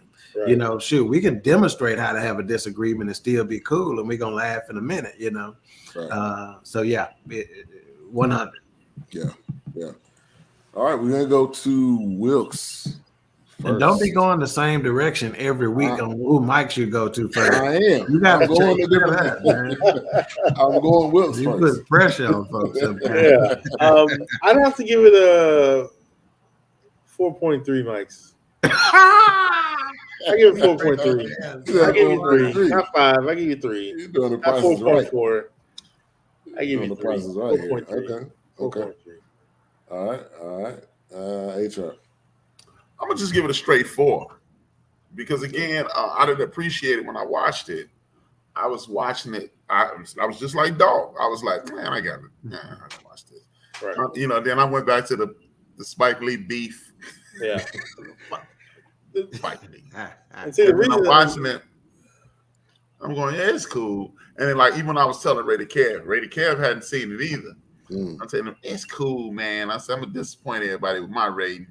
Yeah. And then when I'm talking to y'all, I'm going like, yeah, that did happen. That did happen. So this might be one of those movies for me that like a lot of people like, okay, please don't get me wrong. I'm not comparing it to this movie. But one of my favorite movies, believe it or not, is Pootie Tang. Oh, and I didn't get Pootie Tang until I watched it 3 times. I watched it first time. I was like, man, one more of these movies, and Chris Rock gonna be what's his name, Williamson's son. Oh, God. Williamson Jr. And then I watched it again. I was like, this is ridiculous. And then I watched it the 3rd time, and then I remembered. I was like, oh, this is purposely bad. Yeah. And I got it. So this is gonna be that. I mean, but I'm already at the purposely bad portion. So the next time I watch it, it can only get more gooder. Yeah. Hey, Joe, you and Spike Lee need to talk. Get him on a Zoom call. Yeah. He cool. We cool now, Mika. Wilkes, when you about to say something? Twitter beef. Oh no, I was just gonna say the reason I did a 4.3 is because at least they did try to discipline the kids. If they would have smacked the shit out of it, I would have gave it 5. Since they didn't. Hey, that was her weakness. If she had one weakness, that was it. Because she would not. You better be glad that wasn't my mama, because my mama really. It wouldn't be no movie. TV. It wouldn't be no movie. But she snatched the pebble out the dude from Kung Fu Hand. That's how bad my mama kicked ass. Wow. My mama. Okay, so we gonna talk about how bad our mamas were. but we got to use the same example, right? So the Kung Fu pebble. My mama slapped the shit out of his hands and said, "Get that shit out of my face." That's what my mama did. She ain't snapping shit. Ready, girl? Pootie Tang is a classic, man. Sadate. Hey, man. Hey, Ready, Kev, you watch Pootie Tang properly, it'll make you want to grind your pity on the ruddy kind all the way down. Oh man, that's a Pootie Tang line. That's a Pootie Tang line. Hey man, we should do Pootie Tang, man. We should do absolutely not. I couldn't last the first 5 minutes. I was I'm telling y'all, man. What is this? So we're gonna do CB4 after that? Yeah, I was gonna say we might as well do CB4. We're gonna do that. We can do that after Pootie. I mean, okay, man. You gotta watch. Okay, you cannot watch Pootie Tang with the mentality of this is a good movie. Oh yeah, definitely. Yeah, definitely. It's a satire. Purposely horrible. Yeah. And look like when he said, my latest hit. He ain't saying nothing. And that's what they doing now. They hit songs and they ain't saying nothing. Ain't saying nothing. Oh man. Oh man, Pootie. All right, so I'm gonna give it a 4. I'm gonna give it a flat 4. I thought I'm not a 4.5 or a 5. I don't think it's that caliber because you think of everything that we've rated and we've given, that. But I think it's above solid, and it's something like I said I'll watch again multiple times, and a lot of one-liners that I still talk about. So I got to give it a 4. All right, Doc. That's it. I've been at 4 mentally with this from the moment I got through watching it to the now. It is a 4. It's a solid 4, and that's not a knock by any stretch of the imagination. I think that's a 4 is that's a pretty good rating when we give it, based on what it takes to get a 5. So yeah, I think a solid 4 is exactly where I'm at. Oh, man. Yeah. And kind of like what A-Trap said, it's been plenty of times that I'll come into this and I'm thinking 3. And then as we keep talking, it goes up to a 3.5. Yeah. And we keep talking, and it goes up to a 4. And then I'm like, all right. Booty. Yeah, because even when I watched this movie and we brought it up, it was like, I was like, oh gosh, I don't need to. I was like, I'm not. They called it potty stain. I don't want to watch this. Yeah, I guess I was the only excited one about this one. Yeah, that's okay. I didn't want to watch it, but I watched it. But it's all right. It was good. I'm glad it wasn't no waste of time by any stretch of the imagination. It was just good. That's good. That's good. I had to put my that frame of mind back in. Like, I need to rewatch this movie. When I watched it the first time, I was like, man, this is a really good movie. But then it was like I hadn't watched it in so long, and it's like Crooklyn. Like, oh, geez. But, it's all good. The next wife that's out there, gotta watch Pootie with me. You must ain't trying to get married. I'm about to say, good luck. You're gonna watch Pootie and try to get the Pootie. Wow. If you love me, you watch Pootie with me, baby. You could have just already had the music ready. The video ready. Oh gosh, brother. If you really love me, Wow. you watch Pootie with me. Wow. I'll pay all the bills. But you gotta watch Pootie. You gotta watch Pootie. You ain't even gotta work. Pootie. Wow. You don't even have to work. Oh my God. You ain't even gotta keep watching it. Just watch it with me once, girl. Oh, wow. And act like you like it. You ain't even gotta act like if you watch it with me, you gonna love it. Oh, Sadate. That's all I got to say. Pootie do his Sadate. part. wow. All right, what we got coming up? What we got coming up tomorrow on Queen 3 and King? Queen 3 and King tomorrow. It's October's Domestic Violence Awareness Month. So we're gonna kind of chop it up a little bit about that and see where we are today with domestic violence. You don't see domestic violence nowadays on the back page, ain't it? We don't hear about it nearly enough, Right. So why is that? Unless it's tragic. Why is that? Ain't nothing happening no more, so we're gonna chop that up tomorrow, 7:30, Queen 3 and King. All right. And we will have special guests from the new host, Lakedra, from the new BS3 podcast, Keys Connection. She will be a special guest on there tomorrow, kind of giving her perspective. John Gruden should watch Crooklyn and Pootie Tang. He got a lot of free time now. So You got plenty of time. Yeah. He got suspended? Oh, he Oh, gone. you ain't heard? Yeah, he done. he out of there. No, we don't. Let's not talk about that right now, because Yeah. Now, if the basketball 5-day coach, it'd be great. It's coming. I thought he said he wanted out. The Chicago coach. Please. I'll hold the door. It's coming. It's coming. Big Illinois got his coat, I'll drive. You can hand that shirt off to. Yeah, you bring that shirt. Bring the shirt. Hey, man, Big Illinois don't even answer his phone half the time, man. Okay, tomorrow, my shows, it just like Doc, in light of Domestic Violence Month, we're going to have Ray Rice on. No, I'm just playing. Wow. No, actually, man, oh my God, man. I got several topics, but I am going to, hopefully, I'm going to add some perspective to the, he resigned. Peanut butter jelly time. Peanut butter jelly time. Wait, my fault. I got carried away.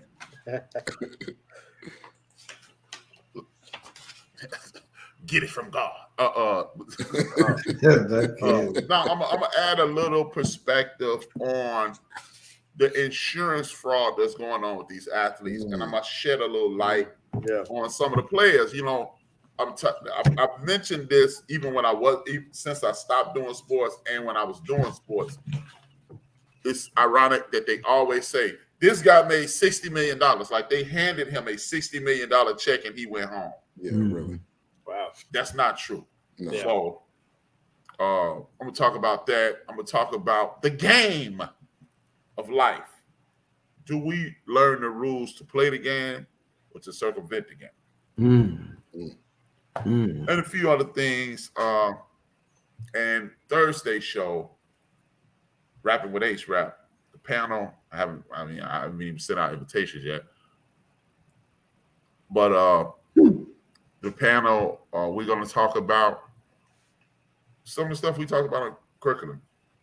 The deterioration of the community. Like I said earlier, I don't know if I said it behind the scenes or in front of the cameras. Not speaking to Black people. Black people don't speak anymore. Yeah. We don't help elders anymore. What happened? Yeah. Right.